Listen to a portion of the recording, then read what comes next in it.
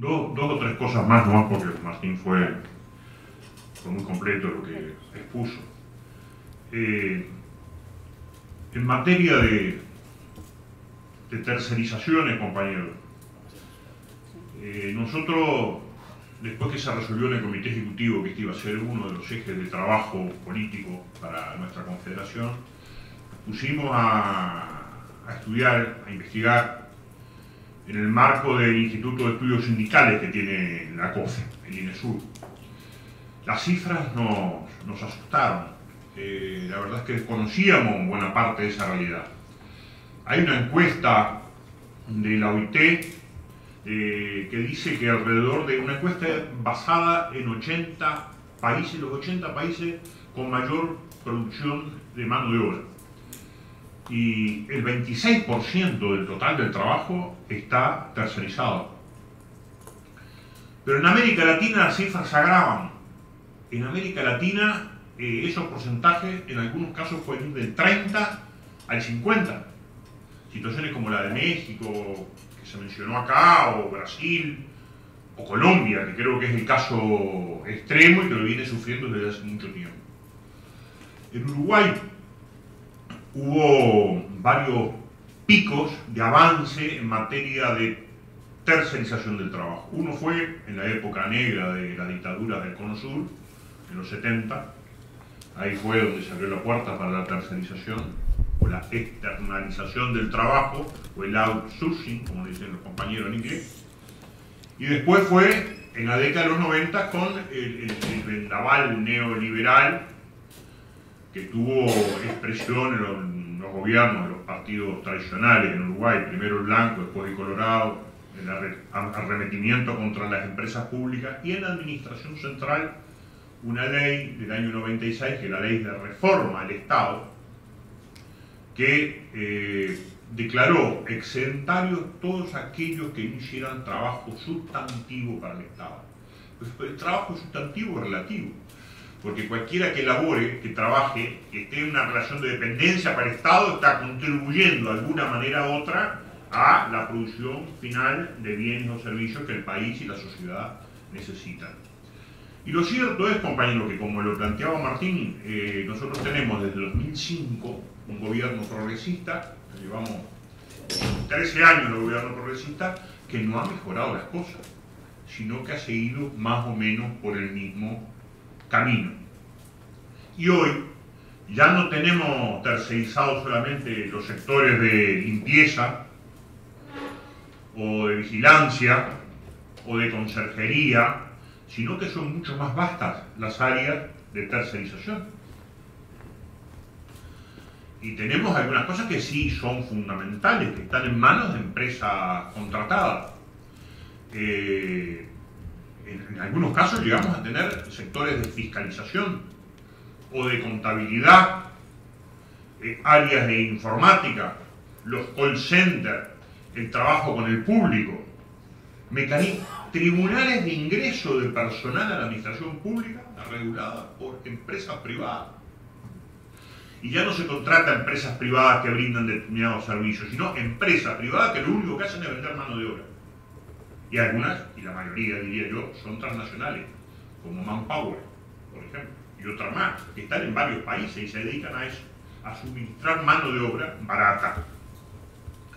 Entonces, el tema es qué hacemos, ¿no? Que se planteó, lo discutimos y estamos viéndolo.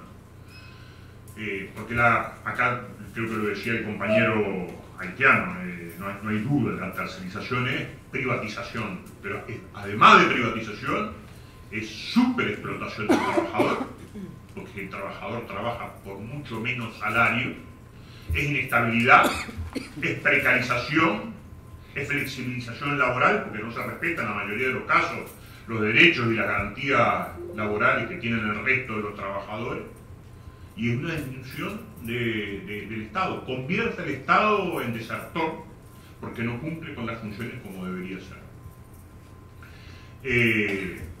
Entonces, decía Martín bien, nosotros logramos hace unos años ya, desde el movimiento sindical, impulsar una ley que se aprobó, la 18.251, que establece que, en definitiva, el empresario, en este caso el Estado, que subcontrata es responsable de lo que pase. Es responsable de que se pague el laudo que se tiene que pagar, que se respeten las condiciones de trabajo, y ahora encima es responsable penalmente en el caso de que haya un accidente de trabajo provocado por el incumplimiento de las normas establecidas por la Inspección General del Trabajo. Estamos impulsando una ley mucho más drástica, no sé qué chance tendremos. La correlación de fuerza en el Parlamento, a pesar de que el Frente Amplio tiene mayoría absoluta en las dos cámaras, no parece fácil que salga. Tenemos un proyecto de ley elaborado por el movimiento sindical que pone punto final a las tercerizaciones. Nosotros le vamos a pasar a la CLATE el link con el texto del proyecto de ley elaborado por el PIT-CNT para que todos los compañeros puedan conocerlo. Esa es la solución de máxima. Ahora, en el interín, compañeros, hay muchísimas cosas que se pueden hacer. Lo primero es asegurarse que los trabajadores que están al lado nuestro, que son compañeros de trabajo y de clase, gocen de todos los beneficios y derechos. Entonces, los sindicatos nuestros tienen que pelear cuando hay una licitación para contratar una empresa, que efectivamente se pongan cláusulas sociales que garanticen que se respeten las libertades y los derechos sindicales, por ejemplo. Tiene que plantear al Estado que cuando necesite personal recurra en primer lugar a aquellos que están trabajando ya para el Estado, aunque lo hagan a través de una empresa tercerizada, hacer valer la experiencia. Eso lo hemos logrado en algunos casos, ¿verdad, Martín? Hemos logrado que trabajadores de empresas tercerizadas tengan en cuenta, que les tenga en cuenta la antigüedad y vayan directamente al concurso con un plus que les permita competir con ventaja. Yo creo que la primera cosa que tenemos que hacer, lo que decía también Martín, es considerarlos a los compañeros como potenciales integrantes de nuestro sindicato y afiliados. En Uruguay no tenemos problemas de regulación. El Estado no nos puede decir a nosotros si afiliamos o no a un trabajador tercerizado. Lo comentábamos ayer. No necesitamos incluirlo en un convenio colectivo. No necesita ser trabajadores con dependencia directa del Estado. En Uruguay tiene un alto grado de autonomía la organización sindical. Nosotros podemos formar un sindicato donde queramos y con quien queramos. Entonces nada nos impide, salvo nuestra conciencia, organizar a los trabajadores para poder luchar. Increíblemente tenemos que vencer la resistencia de muchos trabajadores que todavía miran con recelo, de costado, al trabajador que está en el mismo lugar y trabajando para el mismo patrón. Pero vencida esa resistencia, que ya lo estamos haciendo los sindicatos grandes, yo creo que las posibilidades de dar una pelea fuerte por el tema de la tercerización se va a dar. Creamos un observatorio.